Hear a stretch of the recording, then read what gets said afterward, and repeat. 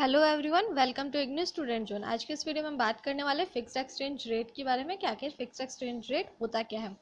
Exchange control के बारे में मैं ऑलरेडी बता चुकी हूँ, तो आप जाकर के वो वीडियो चेक कर दीजिएगा। लिंक मैं आप लोगों को डिस्क्रिप्शन में दे दूंगी। चलिए बात करते हैं कि फिक्स्ड एक्सचेंज रेट आखिर होता क्या है।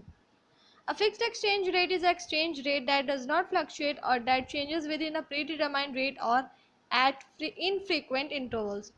तो क्या होता है कि जो फिक्स्ड एक्सचेंज रेट होता है ना, वो एक एक्सचेंज रेट ऐसा एक्सचेंज रेट होता है कि जो कि क्या होता है कि फ्लक्चुएट बिल्कुल भी नहीं करता है। ठीक है, जब फ्लक्चुएट नहीं करता है या तो फिर जो चेंज नहीं होता है एक प्री डिटरमाइंड रेट के अंदर, मतलब जो जो इंटरवल्स होता है उसका जो प्री डिटरमाइंड रेट होता है उसके अंदर जो चेंजेस होते हैं उसको फिक्स्ड एक्सचेंज रेट बोला जाता है। यानी कि जो फ्लक्चुएट नहीं होता है और साथ ही साथ जो ऐसा चेंजेस होता है जो कि क्या होता है कि प्री डिटरमाइंड रेट के अंदर होता है, कोई भी इंटरवल मतलब इनफ्रीक्वेंट इंटरवल्स जो होता है प्री डिटरमाइंड रेट का उसमें। ठीक है, गवर्नमेंट और the central monetary authority intervenes in the foreign exchange market so that exchange rate are kept fixed at a stable rate।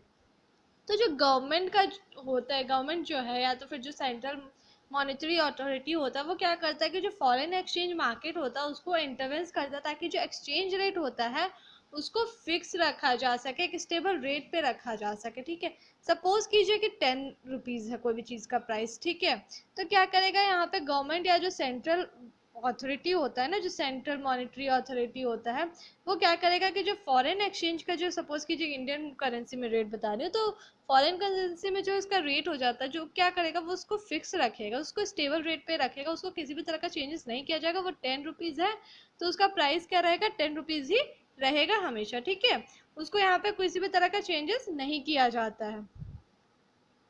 The rate at which the currency is fix is called पर value. तो ऐसा rate जहाँ पे क्या होता है कि currency को एक फिक्स किया जाता है। ठीक है, जहाँ पे करेंसी को फिक्स किया जाता है उसको बोला जाता है पर वैल्यू।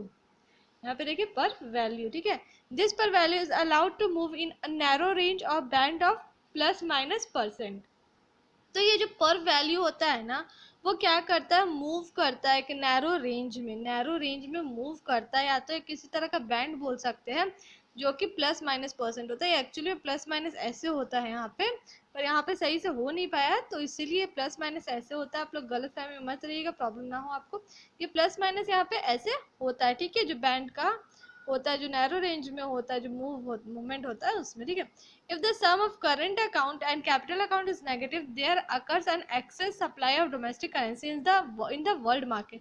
तो मान लीजिए कि अगर क्या होता है कि जो सम होता है कोई भी करंट अकाउंट या कैपिटल अकाउंट का अगर सम किया जाए, ठीक है, current account plus capital account, तो क्या होगा, अगर मान लीजिए इसमें नेगेटिव में आए रिजल्ट, ठीक है, नेगेटिव में रिजल्ट आए, तो उस केस में क्या होगा कि जो डोमेस्टिक करेंसी होता है ना वर्ल्ड मार्केट का, वो एक्सेस सप्लाई करेगा। ठीक है, यहाँ पे क्या हो जाएगा, एक्सेस सप्लाई हो जाएगा वर्ल्ड मार्केट में डोमेस्टिक करेंसी का।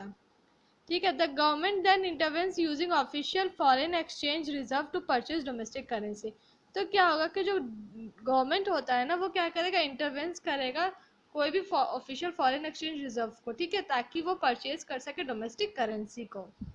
ठीक है, the foreign exchange rate can be explain graphically.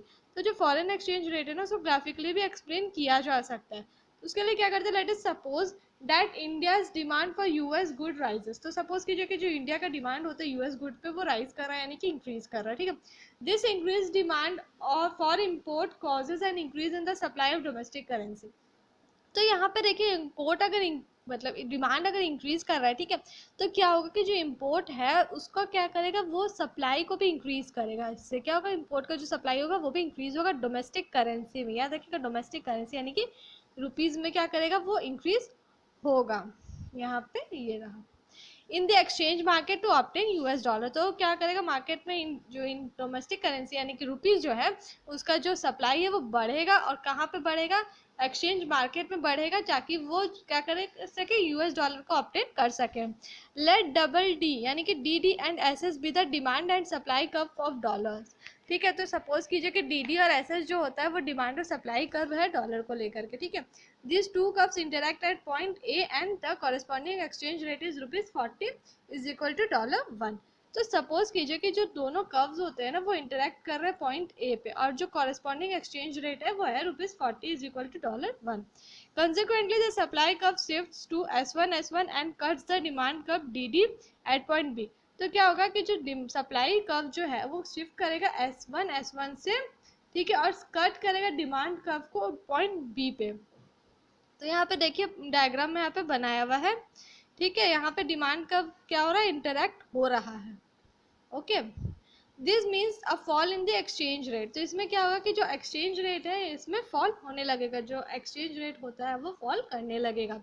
To prevent this exchange rate from falling, the RBI will not demand more rupee in exchange of $। तो क्या होगा कि जो ये एक्सचेंज रेट जो फॉल हो रहा है ना, उसको बचाने के लिए आरबीआई जो है वो और ज़्यादा रुपये को डिमांड नहीं करेगा $। के एक्सचेंज में, ठीक है। ये बात आप लोग को ध्यान में रखना है कि आरबीआई जो है वो डिमांड नहीं करेगा रुपये को, ठीक है, $। के एक्सचेंज में। This will restrict the excess supply of rupee and there will be upward pressure in exchange rate. तो इससे क्या होगा कि जो एक्सेस सप्लाई होता है रुपी का वो क्या हो जाएगा, रेस्ट्रिक्ट हो जाएगा, और क्या होगा कि जो एक्सचेंज रेट है उसका अपवर्ड प्रेशर होने लगेगा, यानी कि बढ़ने लगेगा।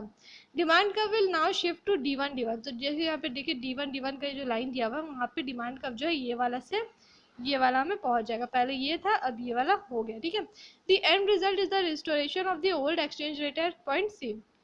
तो जो एंड रिजल्ट निकलता है वो निकलता है यहाँ पे, जो पॉइंट सी है यहाँ पे निकलता है। Thus it is clear from the maintenance of a fixed exchange rate system requires that foreign exchange reserves are sufficiently available. तो इससे क्या पता चलता है कि जो मेंटेनेंस होता है ना फिक्स्ड एक्सचेंज रेट सिस्टम को, उसको क्या करता है कि फॉरेन एक्सचेंज को उसके लिए रिक्वायरमेंट होता है ताकि वो सफिशिएंटली अवेलेबल हो सके वो रिजर्व, ठीक है।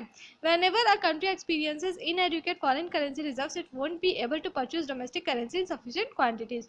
तो जब भी कोई कंट्री क्या होता है कि एक्सपीरियंस करता है इनएडुकेट फॉरेन करेंसी रिजर्व्स, ठीक है, जब भी किसी कंट्री के पास फॉरेन करेंसी रिजर्व्स होता है वो जितना चाहिए उतना नहीं होता, कम होता है, तो उस केस में क्या कर सकता है कि वो जो डोमेस्टिक करेंसीज होता है उसको परचेज करने के लिए वो एबल नहीं होगा, वो डोमेस्टिक करेंसी को परचेज नहीं कर पाएगा, वो भी जितना वो चाहता है उस क्वांटिटी में वो परचेज नहीं कर पाएगा। तो ऐसे सर्कमस्टांसेस में क्या होता है कि जो कंट्री होता है वो उसका जो करेंसी का जो वैल्यू होता है ना वो डी वैल्यू हो जाएगा, यानी कि वैल्यू क्या होगा, घट जाएगा, वो माइनस में होते जाएगा। Thus, devaluation means an official reduction in the value of one currency in terms of other currency. तो क्या होगा कि जो डिवैल्यूएशन होता है ना उसमें क्या होता है कि जो एक वैल्यू होता है करेंसी का, ठीक है, एक कंट्री का करेंसी का जो वैल्यू होता है वो दूसरे कंट्री के करेंसी के टर्म्स में क्या होगा, यहाँ पे रिड्यूस हो जाएगा, रिडक्शन हो जाएगा, ये बात हमेशा ध्यान में रखिएगा, ठीक है। तो ये था फिक्स्ड एक्सचेंज। किसी भी तरह का डाउट हो जाता है तो कमेंट करके ज़रूर पूछिए, मैं पूरी कोशिश करूँगी सारे डाउट्स को क्लियर करने के लिए। वीडियो को पूरा देखने के लिए थैंक यू। चैनल पहली बार आ रहे हैं तो चैनल को सब्सक्राइब ज़रूर कर लीजिए।